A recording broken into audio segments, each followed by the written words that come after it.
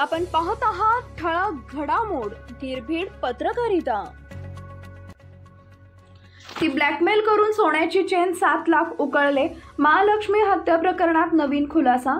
बेंगळुरूमध्ये 29 वर्षीय महिला जिचं नाव महालक्ष्मी असं होतं, तिची हत्या करून शरीराचे 59 तुकडे तिच्याच फ्रीजमध्ये ठेवण्यात आले। या प्रकरणातील आरोपी मुक्तरंजननं गुरुवारी आत्महत्या केली आहे। या घटनेला दिवसेंदिवस वेगळं वळण मिळत आहे। या घटनेतील आरोपी आत्महत्या करून सुसाईड नोट लिहिली आहे। एवढंच नव्हे तर आता आरोपीच्या कुटुंबियांनी आरोप केलाय की महालक्ष्मी आरोपीला शारीरिक आणि मानसिकरित्या त्रास देत होती, ब्लॅकमेल करत होती, ती त्याला ब्लॅकमेल करायची। आरोपीच्या कुटुंबियांनी दावा केलाय की महिला आरोपी मुक्तिरंजन यांच्याकडे सतत पैसे आणि मौल्यवान वस्तूंची मागणी करत होती। तसेच महालक्ष्मीनं त्याचा शारीरिक छळ केल्याचा आरोप केलाय।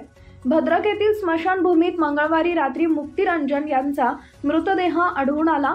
आरोपीनं 3 सप्टेंबर रोजी महिलेची हत्या केल्याचं पोलिसांचं म्हणणं आहे। हत्येनंतर मृतदेहाचे तुकडे करून रेफ्रिजरेटरमध्ये ठेवले होते। हत्येनंतर आरोपी ओडिसात फरार झाला होता। बेंगळुरूमध्ये राहणाऱ्या महालक्ष्मी या महिलेच्या हत्येनंतर आरोपी त्याच्या मूळ गावी पळून गेला।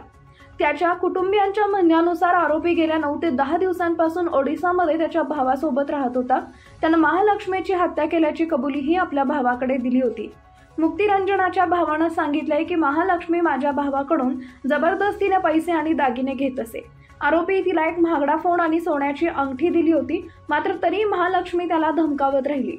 मारेकऱ्याच्या भावानं सांगितलं की महालक्ष्मीच्या अत्याचारामुळे नाराज झालेल्या भावानं तिची हत्या केली।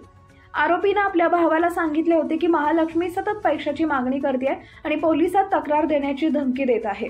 मुक्तिरंजनच्या भावाने सांगितले की एकदा महालक्ष्मीनं त्याच्यावर अपहरणाचा आरोप केला, यामुळे लोकांनी त्याला मारहाण देखील केली आणि पोलिसांनी त्याला अटकही केली। या आरोपानंतर माझा भाऊ मानसिक तणावाखाली होता आणि त्यानं महालक्ष्मीची हत्या करण्याचा निर्णय घेतला। मुक्तिरंजनची सुसाईड नोट सापडली। पोलिसांना आरोपीच्या डायरीतून एक सुसाईड नोटही सापडली आहे, ज्यामध्ये मुक्तिरंजन यांनी महालक्ष्मीच्या मागण्याला कंटाळल्याचं लिहिलं होतं। महालक्ष्मीला मारल्यानंतर त्यानं आत्महत्येचा निर्णय घेतला। पोलिसांनी सांगितले की मुक्तिरंजननं महालक्ष्मीच्या मृतदेहाचे तुकडे करून ते रेफ्रिजरेटरमध्ये ठेवले होते। त्याला मृतदेहाची विल्हेवाट लावायची होती, पण तसे करता आलं नाही। आरोपीच्या कुटुंबियांचा आरोप आहे की बेंगळुरू पोलिसांनी मुक्तिरंजनच्या भावाकडून जबरदस्तीने माहिती काढण्यासाठी अत्याचार केला। मुक्तिरंजनच्या भावानं सांगितलं की हिंदी न समजल्यामुळे त्याला आणखी अडचणींचा सामना करावा लागला। त्याला अनेक ठिकाणी नेऊन शेवटी भुवनेश्वरमध्ये सोडण्यात आले। पोलिसांच्या या कारवाईवर कुटुंबियांनी प्रश्न उपस्थित केला असून या प्रकरणाची निष्पक्ष चौकशी होण्याची मागणी करण्यात आली आहे।